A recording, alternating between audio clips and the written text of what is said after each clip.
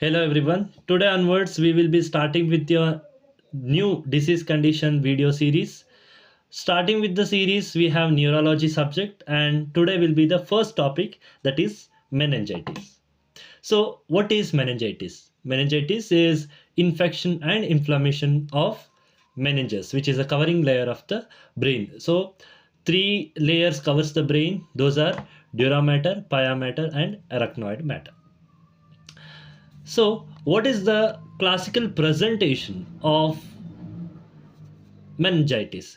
So, we have three main signs, that is fever, headache, and stiffness. These are the main three signs which can be seen in the meningitis. And the fourth one is mental status changes. So 69% of the patients will be having changes in the mental status and their GCS will be less than 14. And if we see, if the patient is having meningitis, 95% of the patients will be having at least two signs which are stated above, and the other signs will be photosensitivity and seizure. So seizures can be seen in the 5% of the cases who are having the meningitis. So moving to the classical signs of meningitis, those are knuckle rigidity, Koenig signs, and Brudzinski sign. So what is knuckle rigidity? Place the patient in supine position and ask him to flex, or you help him to flex his neck till the chin should reach the sternum. If the chin cannot reach or it stays in the halfway, that means he is positive for the meningitis. Second one is Koenig signs, where you ask the patient to lie in the supine position and flex the hip and knee for the 90-degree, and slowly gradually you extend or you straighten the leg. If the patient feels severe pain in the spine or he flexes the knee of another leg, that means he is positive for the meningitis. Why he flexed the knee of another leg? That is to reduce the pain that he felt during the flexing of the leg and hip. Okay, so what is Brudzinski's sign? Where you ask the patient to lie in supine position with the leg straight and slowly gradually flex the neck. Okay, and if the patient feels severe pain, that means he is positive for the meningitis. Again he might flex his knee, that is to reduce the pain. Okay, automatically he will flex the pain, he flex the knees for reducing the pain. So other findings include fundoscopic findings, where you can see the papilledema and absent venous pulsation. During the fundoscopy, you can see there is a pulsation absent in the center of the eyes where the macula lutea are present. Okay, so through focal neurological deficit, we can see the hemiparesis, where he might be having the paralysis of half of the body, and there will be aphasia, cranial nerve palsies, and there will be visual field cuts too. And during the HENT findings, you will see sinus tenderness in this region and clear rhinorrhea. If you can see the skin rashes like petechial rashes, these are because of presence of Neisseria meningitidis. Moving to the causes, the most common causes beyond the neonatal period is Streptococcus pneumonia. This is the most common finding in the meningitis, and there is something known as Austrian syndrome, when meningitis, infective endocarditis, and pneumonia combine and form a triad known as Osler's triad. The second common cause of meningitis is Neisseria meningitidis, which is most commonly seen in the adolescent who are living in the hostels and camps. So the clinical features will be having the petechiae and purpura. So this Neisseria meningitidis is encapsulated bacteria which can be seen when there is a complement deficiency and splenectomy. Okay, so complements like C5 to C9 and spleen combine, they help in the removal of encapsulated bacteria. Since these are absent, there is high chances Neisseria meningitidis will cause the meningitis. So next one is listeria, which is the most commonly present in the immunocompromised patient, and it can be transferred through contaminated dairy products and raw vegetables. And next is like when the patient has undergone a neural surgery or neural intervention or stunt placement, after some time he will be having some infection in the meninges, and he's having these signs of meningitis, and this is caused by Staphylococcus aureus. Since the Staphylococcus aureus is present on the hands and the surfaces, there is high chances the patient is having Staphylococcus aureus meningitis.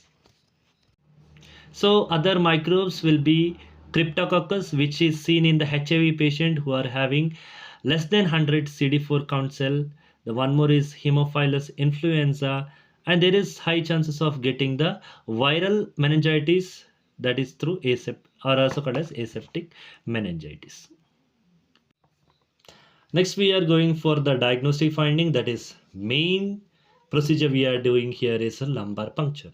So there is, before the procedure, you should see whether the patient is safe or unsafe for doing this procedure. So patient will be having the fever and headache, and you will go for lumbar puncture. And if the patient is having FAILS, there is high chances of getting the brain herniation. So what is FAILS? F means focal neurological deficit, A, altered neurological or mental status, I, patient is immunocompromised, L, there is a lesion at the site where you poke the needle, S is seizure. If these are all the findings are seen in a patient, do not go for lumbar puncture. Straight away you go for CT scan after giving the antibiotics, that is to prolong the life of the patient. Okay, and you will rule out the mass, then you go for the lumbar puncture. Before that, do not go for lumbar puncture.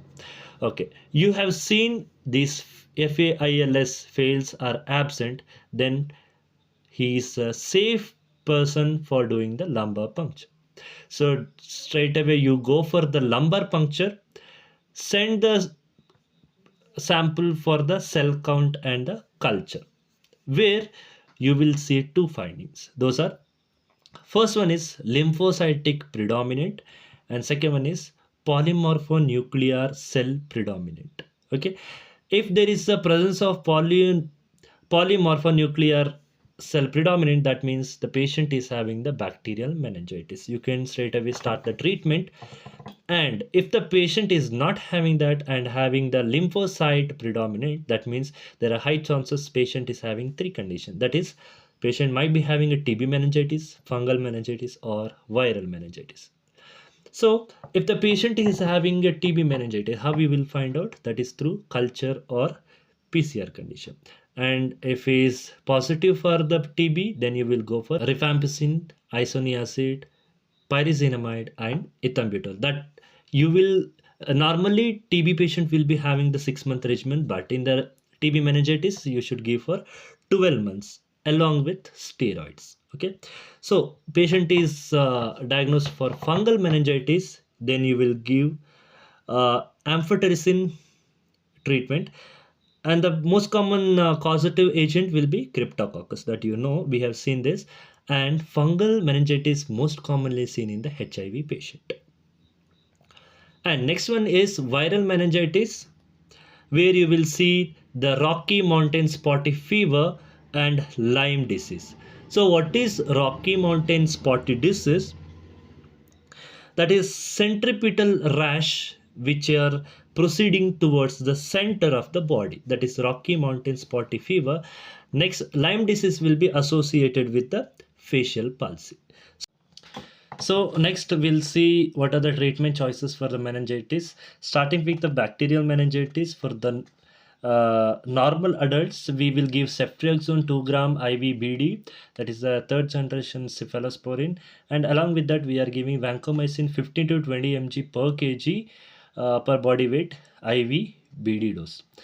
And if the patient is alcoholic or more than 50 year, we are adding ampicillin 2 gram IV for 4th hour for listeria meningitis.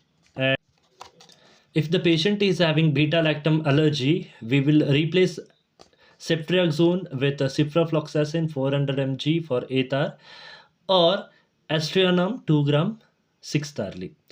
And or there is one more choice for the ampicillin, where we will replace with trimethoprim and sulfamethoxazole combination. If the patient is immunocompromised, we will give ampicillin along with the vancomycin, and which is along with ceftazidime 2 gram IV 8th hourly. And if the patient has undergone neurosurgery or any head trauma, we are giving vancomycin plus ceftazidime 2 gram IV 8th hourly. Okay, this is the treatment choice for the bacterial meningitis. And moving to the corticosteroids, we will give corticosteroids to decrease the neuro disability and mortality by 50%. And dexamethasone, we are giving 10 gram IV 6th hourly for 4 days. Why dexamethasone we are giving? It is to protect the cranial nerves, especially vestibulocochlear nerve, which will prevent the permanent hearing loss. And we should start the first dose antibiotic along with the corticosteroid. And there is one more important notice that you should know, that do not give corticosteroids in the cryptococcal meningitis. Okay. And what are the prophylaxis? You will give rifampicin 600 mg BD orally for 2 days, or ciprofloxacin 500 mg per oral, or ceftriaxone 250 mg IM if the patient is in close contact with the Neisseria meningitis patient. And you should take all the precaution for the droplet transmission. So that is what about the meningitis. We'll see in the next video. Thank you.